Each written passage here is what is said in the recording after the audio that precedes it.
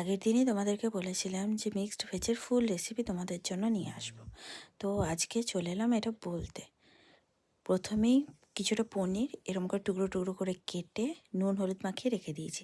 তারপরে সবজিগুলো নিয়েছি, দেখতেই পাচ্ছ কী কী সবজি নিয়েছি। তারপরে এখানে চারমগজ, পোস্ত আর একটা শুকনো লঙ্কা বেটে রেখে দেবো। আর একটা পেস্ট করব, সেটা হচ্ছে টমেটো আর আদা। কড়াইয়ে সামান্য তেল নেবে, তেলটা গরম হয়ে উঠলে পনিরগুলো ভেজে নেবে।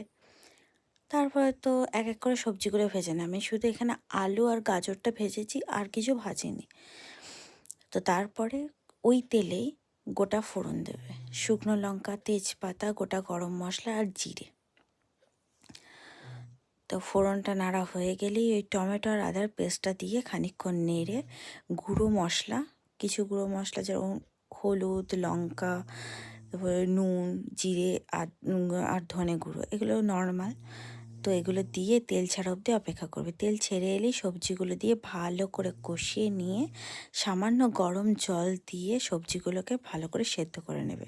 তারপর নুনটা দেখে নেবে, তারপর পনিরটা আর ক্যাপসিকামটা দিয়ে দেবে। আমি পনির ক্যাপসিকাম দিয়েছি, আর আমি কিছুটা সুইট কর্নও অ্যাড করেছিলাম পরে। লাস্টে ওই পেস্টটা দিয়ে দেবে, পোস্ত বাটার যে পেস্টটা, ওটা দিয়ে দেবে। তারপর সামান্য চিনি আর ঘি দিয়ে দিলেই আমাদের ভেজ ডান।